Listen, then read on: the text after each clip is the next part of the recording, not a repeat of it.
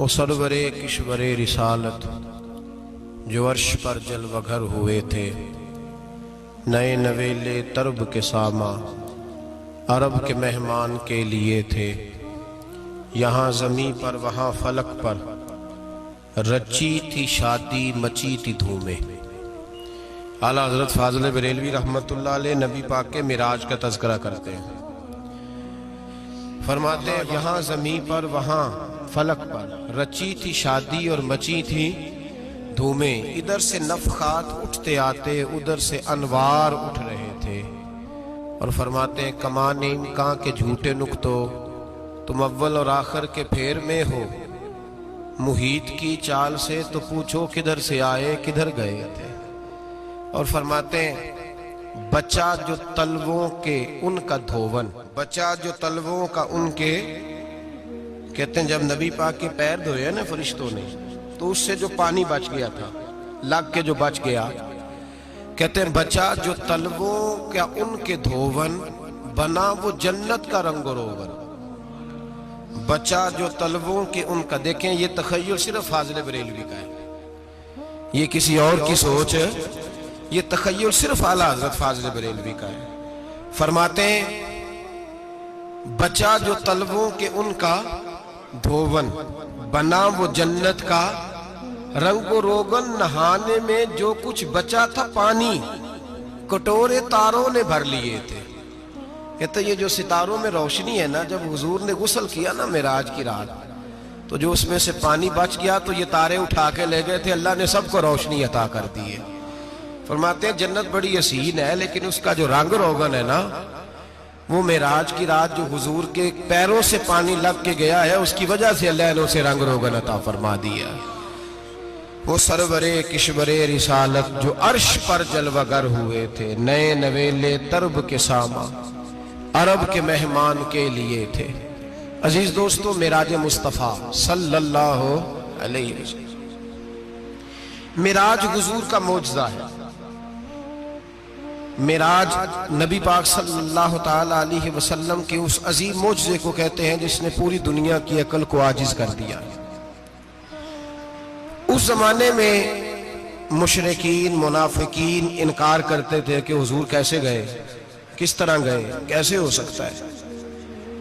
آج ہمارے زمانے میں کچھ عقل مند مسلمان، حالانکہ علامہ اقبال بڑا عرصہ پہلے کہہ چکے عقل کو تنقید سے فرصت ہی نہیں، عقل کو تنقید سے، عقل مند بندے کو ہونا چاہیے کہ نہیں جی، پر تنقید والی عقل نہیں ہونی چاہیے، عقل کو تنقید سے۔ اقبال ایک ایسا شاعر ہے جو شعر کا وزن بنانے کے لیے لفظ استعمال نہیں کرتا کہ وزن بن جائے، چلو لفظ کوئی بھی ہو۔ آج کل تو لوگ وزن بنانے کے لیے پتہ نہیں اس کا مفہوم کیا ہے، چکر کیا ہے، وزن بنانے کے لیے بس۔ اقبال وزن بنانے کے لیے لفظ استعمال نہیں کرتا۔ اقبال کہتے ہیں کہ میری پوری جو سوچ ہوتی ہے وہ میرا پورا فکرہ ہوتا ہے، سوچ۔ اقبال یہ نہیں کہتے کہ عقل 1 منٹ 2 منٹ تنقید کرتی ہے پھر چپ کر جاتی ہے، کہتے ہیں عقل کو تنقید سے ویلی بہندی نہیں، ساری دیہاڑی تنقید کر دی رہی، 1 منٹ کی بھی اس کو فرصت کرتی کیا ہے، بولے عقل کو تنقید سے۔ تو پھر ہم کیا کریں، تو کہنے لگے تو عشق پر ایمان کی بنیاد رکھ، عشق پر ایمان کی، ورنہ تو مسلمان کیسے ہو سکے گا، عقل تو تجھے بڑی بڑی جگہوں پہ ٹھہرائے گی، دیکھو نا یہ کیسے ہو سکتا ہے، وہ کیسے ہو سکتا ہے۔ نبی کریم علیہ السلام کا جو معجزہ معراج ہے نا، وہاں بھی لوگ اڑ گئے تھے میرے بھائی، اور آج تک لوگ اڑے ہوئے۔ ایک بندے درجنوں کتابیں لکھتے ہیں، لوگ کہتے ہیں جی نبی پاک خواب میں گئے تھے، تو میں کہتا ہوں جناب میں اگر خواب میں ساری عرش کرسی لوح محفوظ ہو کے آ جاؤں تو کسی کو اعتراض ہوگا؟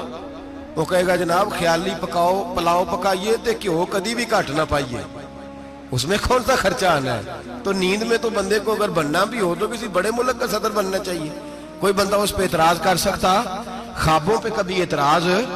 یہ جو سارے کافر بکھر گئے آئے نبی پاک کی بارگاہ میں، اور یہ جو اتنا زیادہ شور ہوا اور قرآن پاک کی آیتیں اتری، اس کا مطلب ہے خواب کی بات ہوتی تو کسی کو کوئی اعتراض حضور نے فرمایا میں گیا ہوں، جسم کے ساتھ گیا ہوں، سبحان الذی اسرا بعبدہ، اور اللہ فرماتے ہیں نبی پاک کو میں لے کے گیا ہوں، نبی پاک کو میں، جو دعوی رب کریم کا ہے۔ سید عالم علیہ السلام فرماتے ہیں میں تو سو رہا تھا، میں آرام سے، اور اپنے گھر نہیں، ام ہانی بہن کے گھر سو رہا تھا، حضرت علی کی سگی بہن۔ حضور فرماتے ہیں میں سویا ہوا، کوئی آنے والا آیا۔ کتنے فرشتے تھے؟ محدثین نے لکھا 3 اولی العزم فرشتے تھے، اور ان کے ساتھ 70 ہزار فرشتے، حضرت جبریل اور ان کے ساتھ 70 ہزار فرشتے، حضرت میکائیل اور ان کے ساتھ 70 ہزار فرشتے، حضرت جناب سیدنا اسرافیل اور ان کے ساتھ 70 ہزار، اتنے فرشتے۔ اور قرآن مجید میں اللہ فرماتے ہیں دعویٰ میرے رسول کا نہیں، سبحان الذی اسرا بعبدہ، پاک ہے وہ ذات جس نے اپنے بندہ خاص کو سیر کرائی۔ کتنی کرائی؟ لیلاً، رات کے مختصر حصے میں، من المسجد الحرام الی المسجد الاقصی، مسجد حرام سے لے کر مسجد اقصی تک۔ کون سی مسجد اقصی؟ الذی بارکنا حولہ، جس کے ارد گرد ہم نے برکتیں رکھی ہیں، جس مسجد کے ارد گرد ہم نے برکتیں رکھی ہیں۔ مسجد کے اندر برکت ہوتی ہے کہ ارد گرد ہوتی ہے؟ آپ باہر جوتے لے کے پھرتے ہیں، اندر آتے ہیں تو جوتے اتار کے، باہر بندہ پاک نہ پاک پھرتا ہے، مسجد آتا ہے تو پاک ہو کے۔ اللہ فرماتے ہیں ہم نے مسجد اقصی کے کہاں برکتیں رکھی ہیں جی؟ الذی بارکنا حولہ، ہم نے مسجد کے ارد گرد کیا تھا؟ امام راضی، علامہ محمود علوسی، علامہ اسماعیل حقی، تمام مفسرین، اور وہ مفسرین جو تمام مکاتب فکر کے ہاں متفقہ ہیں۔ امام فخر الدین رازی فرماتے ہیں مسجد اقصی کے ارد گرد درجنوں نبیوں کی قبریں ہیں، جن کو اللہ برکت والی فرما رہا ہے، جن کو اللہ نبیوں کے جسموں کو برکت والا فرما رہا ہے، ورنہ برکت تو مسجد کے۔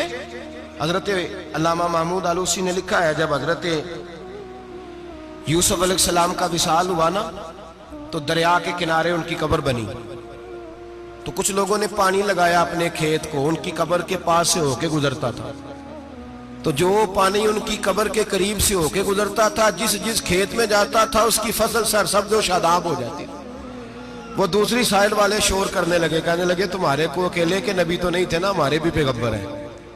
وہ حضرت یوسف علیہ السلام کی قبر کھود کے تابوت نکال کے دوسری طرف لے گئے۔ انہوں نے کہا جناب ہم نے وہاں دفن کرنا ہے، ہمیں بھی تو سرسبز و شاداب ہونے کی ضرورت ہے نا۔ اب شور ہو گیا، ادھر والے کہیں ہم نے دفن کرنا ہے، ادھر والے کہیں ہم نے۔ بڑے لوگ بیٹھے، قوم کے بڑے، انہوں نے کہا سنگ مرمر کا مقبرہ بناؤ، اور ان کی قبر کے قریب سے دریا کا پانی، پھر آگے جا کے ایک حوض بناؤ، اس میں سے سائیڈیں نکال لو۔ وہاں حضرت یوسف علیہ السلام کی قبر کے قریب سے پہلے چھوٹا سا راستہ نکالا گیا پانی کے لیے، پھر آگے جا کے ایک بڑا تالاب بنایا گیا، پھر چاروں طرف وہاں سے پانی جاتا تھا، جہاں جہاں پانی جاتا تھا اللہ سرسبز و شاداب کر دیتا تھا سارے علاقے کو۔ نبیوں کی قبروں میں، ان کے وجود میں رب کریم نے برکت رکھی ہوئی ہے، برکت رکھی ہوتی ہے اللہ تعالیٰ۔ یہاں لوگ بفر جاتے ہیں، پر ایک اور بات بھی یاد رکھیں، ہر ایک کا مزار نہیں بننا چاہیے۔ ہمارے تو جتنی کثرت سے مزار بن رہے ہیں، لگتا ہے ہر گلی میں 6 مزار ہوں گے۔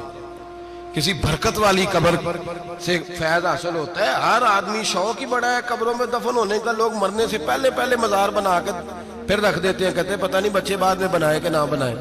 تو بھائی ہر ایک کا مزار صاحب فضیلت کا مزار ہوگا، سب کا بنایا نہیں جائے گا۔ بہرحال فرمایا الذی بارکنا حولہ، ہم نے اس کے ارد گرد برکتیں رکھی، اور معراج کیوں کرائی؟ لنوریہ من آیاتنا، تاکہ ہم اپنے نبی کو اپنی نشانیاں دکھائیں۔ انہ هو السمیع البصیر، بے شک اللہ سننے والا بھی ہے اور اللہ کریم دیکھنے والا بھی۔ نبی پاک فرماتے ہیں میں سو رہا تھا، چھت پہ فرشتے آئے، بات آپ نے سنی ہوئی ہے، صرف کچھ نظریات معراج کے حوالے سے عرض کرنے ہیں، چند نظریات۔ نبی پاک فرماتے ہیں حضرت جبریل نے چھت کے اوپر سے انہوں نے تھوڑا سا حصہ کھولا، چھت پھاڑی۔ ہمارے نا دیہاتوں میں لکڑی کی جو چھت ہوتی تھی نا، اس پہ ایک بندہ بھی اگر چلتا تھا نا، تو گھر کے جو بزرگ ہوتے تھے کہتے تھے پتہ کرو چھت پہ بندہ ہے کوئی۔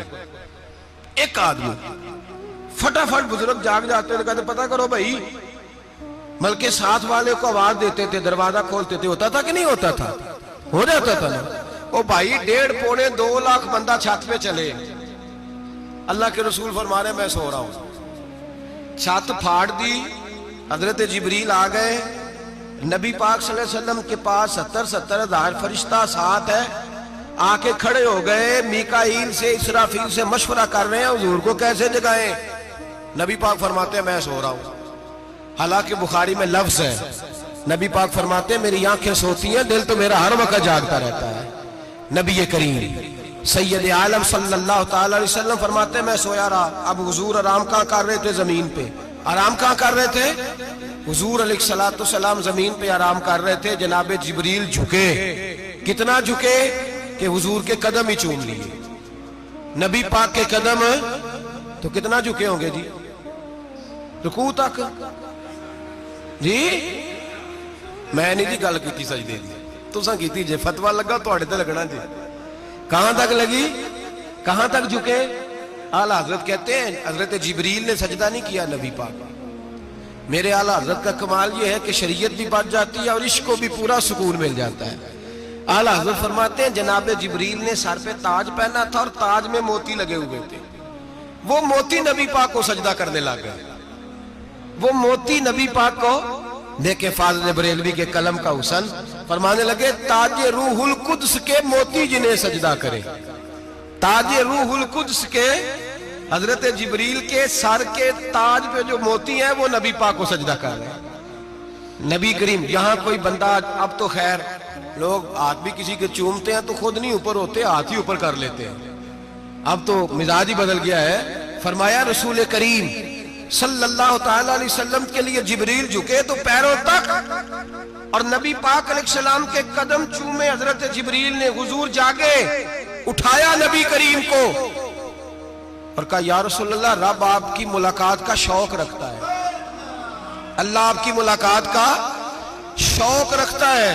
حضور فرماتے ہیں مجھے اٹھا کے تو جبریل حتیم میں لے گئے, اور پھر یہ بخاری کے لفظ ہے, فرمایا یہاں گلے سے لے کر ناف تک میرا سینہ کھولا, میرا دل نکالا, آب زمزم میں رکھا.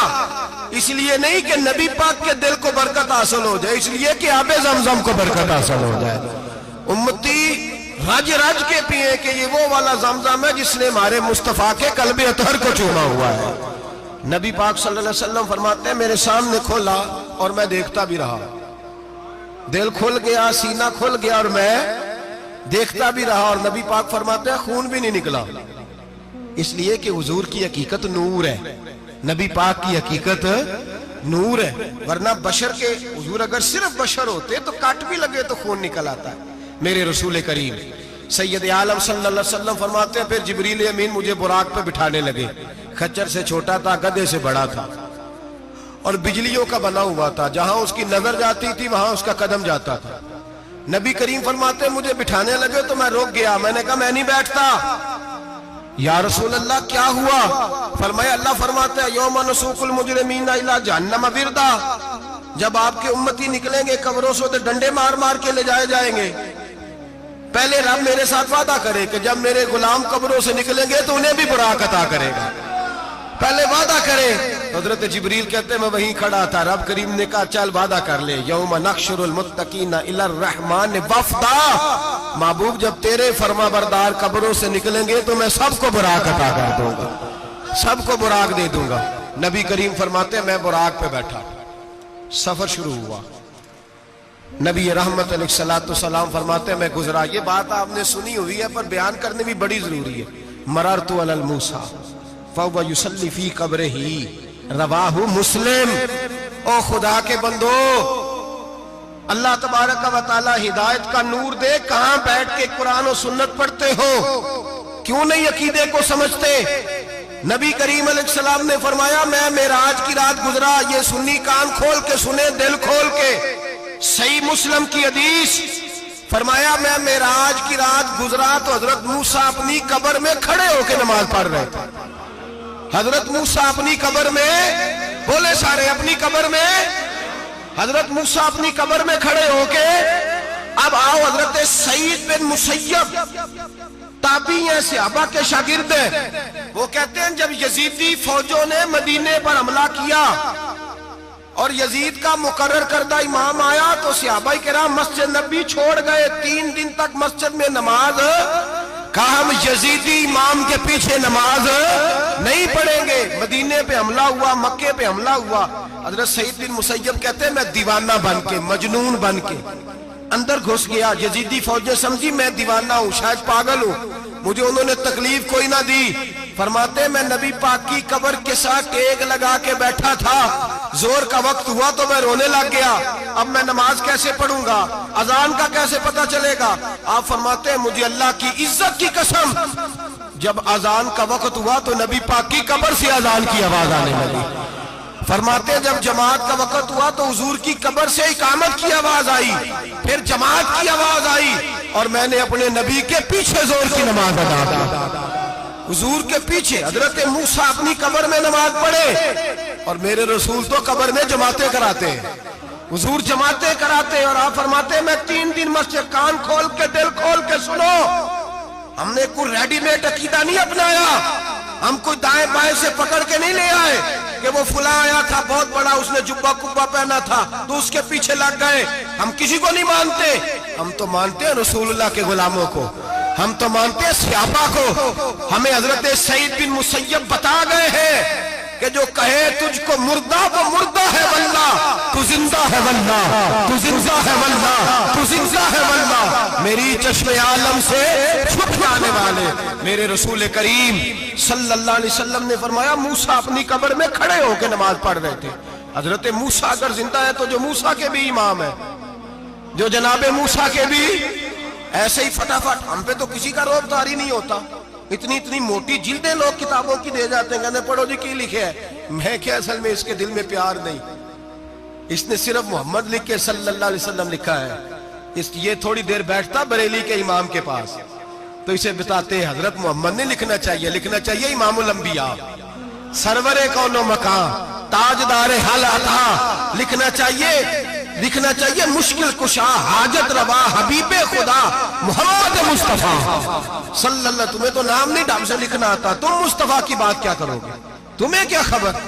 میلاد کی بات آئے تو جائز نہیں, معراج کی بات آئے تو کہتے ہیں خواب میں ہوئی تھی. کیا بغض ہے, رٹا کیا ہے. اعلیٰ حضرت فرماتے ہیں کھائے تجھ کو تپے سکر, تیرے دل میں کس سے بخار ہے. حضور کی شان کی بات آتی ہے تو اڑ جاتا ہے. ابو بکر صدیق سے پوچھ, ابو جہل نے آ کے کہا تیرا رسول کہتا ہے میں 18,000 سال کا سفر 1 منٹ میں طے کر آیا ہوں, زمین جنت دوزخ ہر شے دیکھ آیا. ابو جہل کہہ رہا ہے. ابو بکر صدیق فرمانے لگے اگر محمد عربی نے کہا ہے تو حق اور سچی کہا ہے, اگر رسول اللہ نے کہا ہے تو حق اور ماننے والا, عقیدہ بنا ماننے والا. ایسے لوگ سڑک پہ بیٹھ کے بات کر دیتے ہیں اور فٹافٹ سنی بھی مسئلہ پوچھنے آ جاتا ہے, کہتا ہے جی وہ فلانا مولوی کا, وہ کون ہوتا ہے, کون ہے وہ, کس کی بات کر رہے ہو. بات کرنی ہے تو ابو بکر صدیق کی کرو, عثمان غنی کی کرو, مولا علی کی کرو, انس بن مالک کی کرو, طلحہ اور زبیر کی کرو. ہم کسی دائیں بائیں والے شخص کی بات نہ کرتے نہ سنتے. ہم پہ نہیں کسی بندے کا روب طاری ہوتا, ہم کہ چل دوڑ جا, ہم تجھے کیا سمجھتے ہیں. ہم تو سمجھتے ہیں اس کو جس کی بات سے رسول اللہ کی پیار کی خوشبو آتی ہے, جس کے نظریات کی خوشبو آتی ہے. ایک شخص مجھے آگے کہنے لگا جی نبی پاک کو غیب تھا. میں کہا چپ کر, گل صحیح طریقے نال کر. تو کہہ کہ آقا و مولا دو عالم صلی اللہ علیہ وسلم کو فلاں بات کا پتہ تھا, یہ لفظوں کا تو پہلے حسن سیکھ لے, تجھے پتہ ہی نہیں, بات کرنے کا تجھے طریقہ ہی نہیں, کس طرح ہم تیری بات سنیں. ہم مناسب ہی نہیں سمجھتے تیرے جیسے آدمی کی بات سننا. بھائی نظریات پختہ کریں, سنیں معراج میرے رسول پاک کی, سنیں نبی پاک کا معراج. حضور فرماتے ہیں قبر میں جناب موسیٰ کھڑے ہو کے, اور آگے سنیں حضور فرماتے ہیں مسجد اقصی میں گیا تو موسیٰ وہاں بھی موجود تھے. یہ بھی بخاری ہے. حضرت موسیٰ وہاں بھی, فرماتے ہیں میں 6 آسمان پہ گیا تو موسیٰ وہاں بھی موجود تھے. دسو کتنے نے. حضرت موسیٰ قبر میں تھے کہ مسجد اقصی میں؟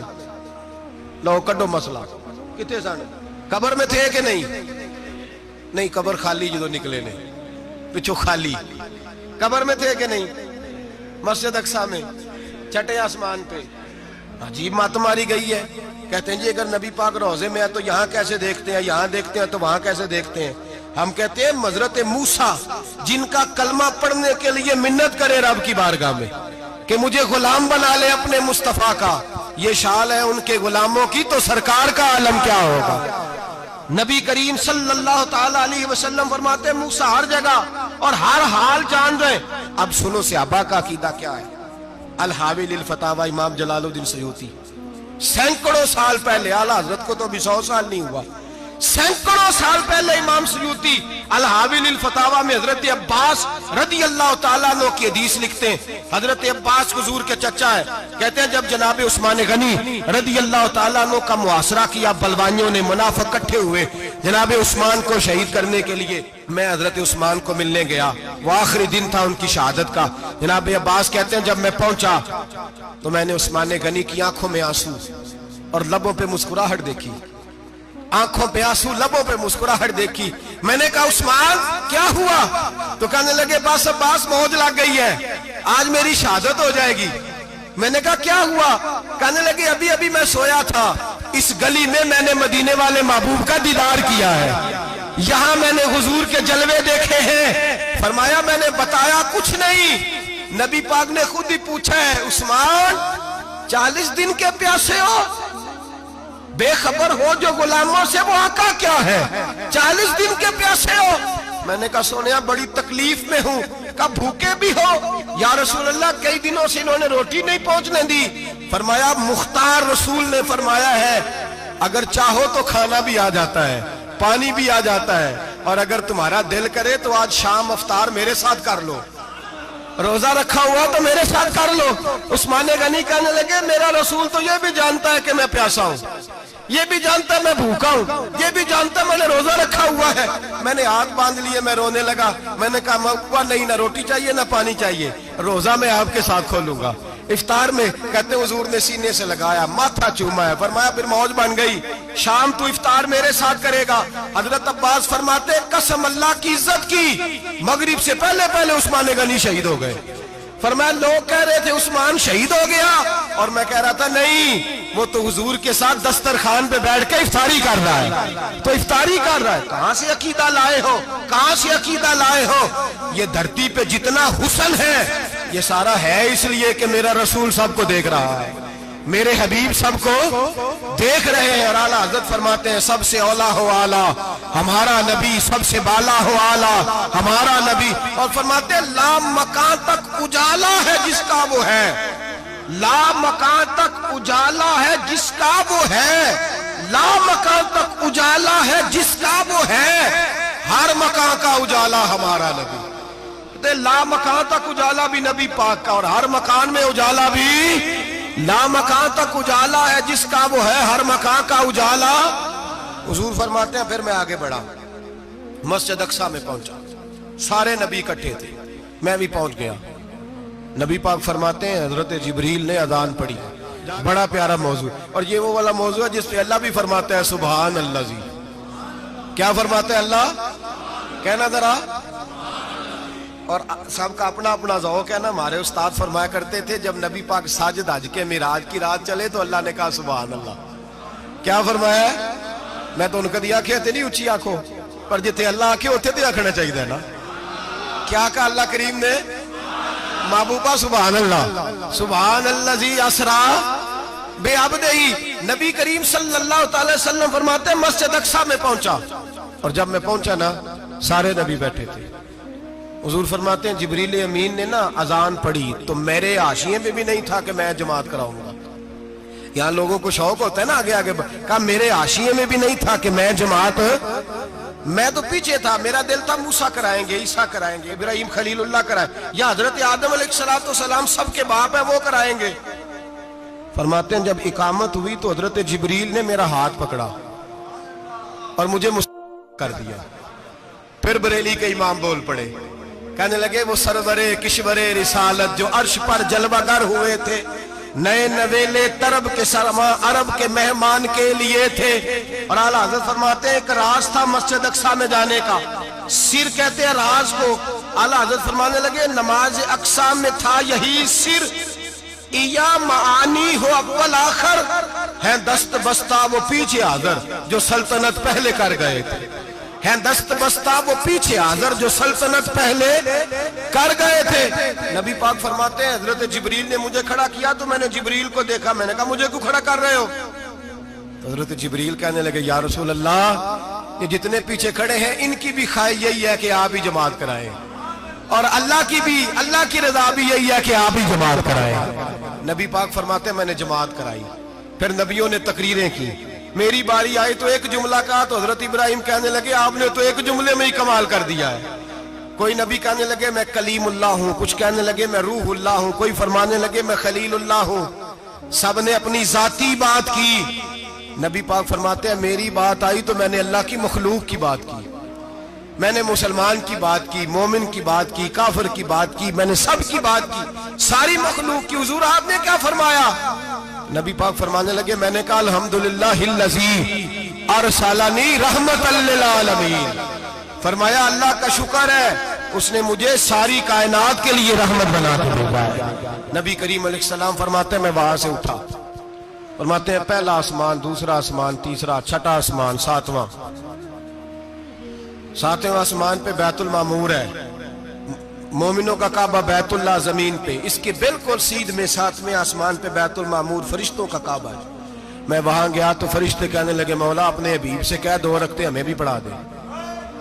2 رکعتیں، نبی پاک فرماتے ہیں 2 رکعتیں میں حتیم میں کعبے میں پڑھ کے گیا، پھر 2 رکعتیں مسجد اقصی میں پڑھی، پھر 2 رکعتیں میں نے بولیے 2 رکعتیں بیت المعمور میں کس کو پڑھائی؟ فرشتے کون ہیں بولے؟ تو جو نوریوں کے بھی امام ہیں۔ مولوی صاحب بڑے پریشان ہو جائے، کہنے نور نہ آکھو۔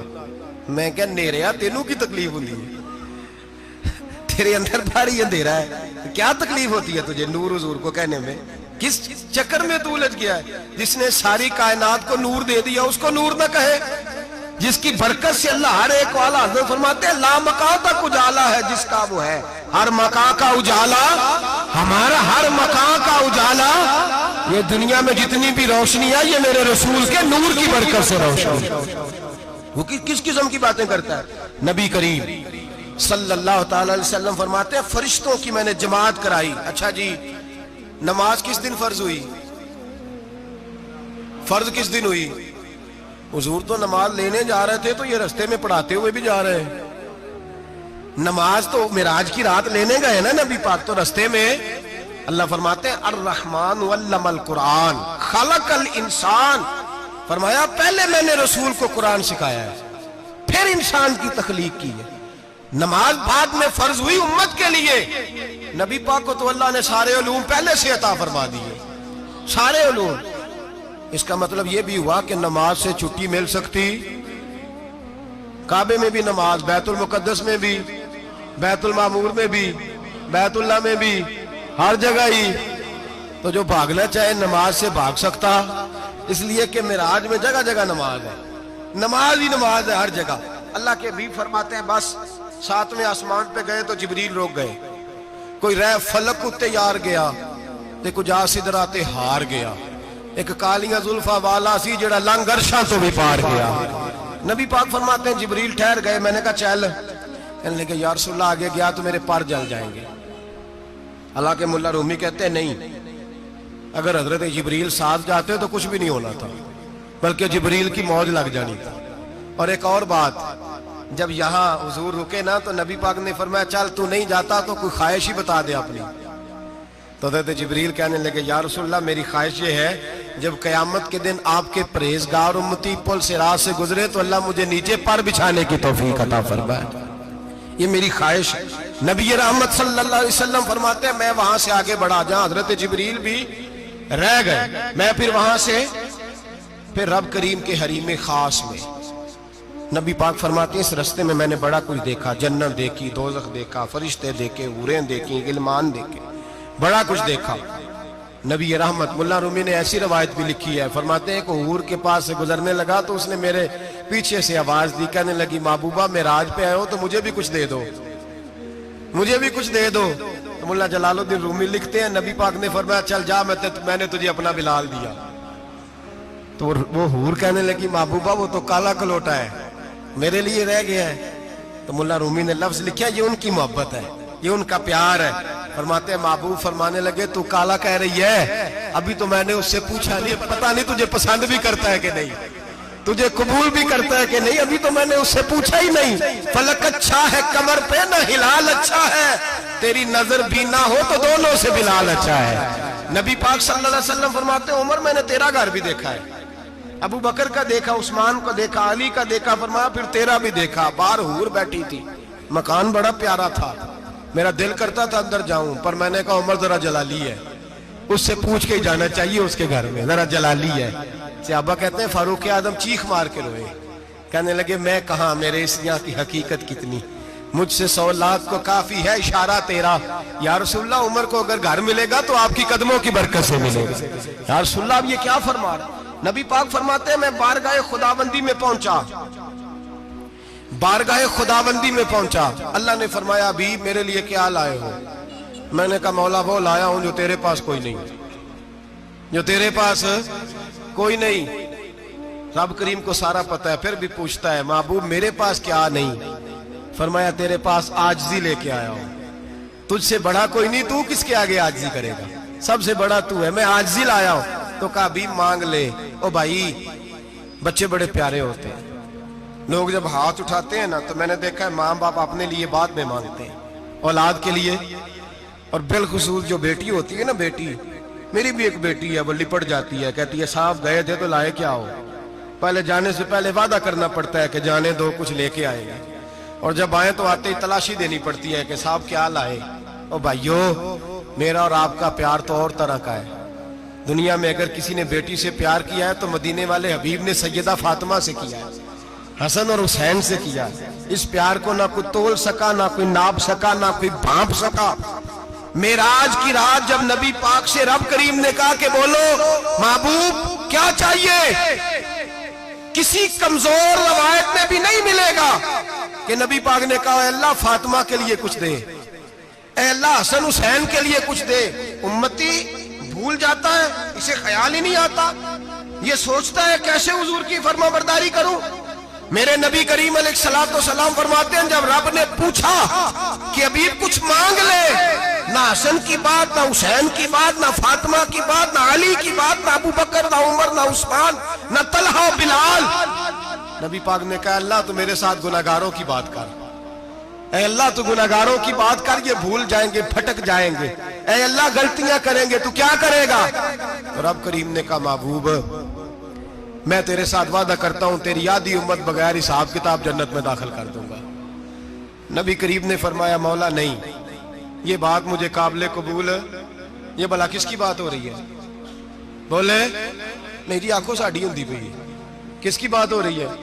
آپ خوشی نہیں ہو رہے، آپ کی بات ہو رہی ہے، آپ راضی نہیں ہو رہے۔ یہ سب سے قیمتی بات ہے، میرے آپ کے چاہنے والے قبر میں چھوڑ کے لوٹ آئیں گے، یہ والی بات کام آئے گی جو معراج کی رات ہوئی ہے، یہ بات کام آئے گی قبر میں، اس کو راضی ہو کے سنو، دل اور آنکھیں کھولو۔ میرے رسول کریم صلی اللہ تعالی علیہ وسلم فرماتے ہیں یا اللہ نہیں، یہ بات منظور نہیں، ابھی تو کیا چاہتا ہے؟ تو کہا اللہ تو مجھے سفارش کا حق عطا کر، تو مجھے اجازت دے، میں کہتا جاؤں تو معاف کرتے جانا۔ آدھی والی بات قابل قبول ہے، حضور کہہ سکتے تھے نا چلو آدھی بخشی گئی بھئی آدھی اچھے عمل کرے، فرمایا نہیں مجھے حق شفاعت دے۔ نبی پاک فرماتے ہیں میرے رب نے مجھے سفارش کا حق دیا ہے، میں قیامت میں سفارش کرتا جاؤں گا، اللہ میری امت کو جنت عطا کرتا جائے گا۔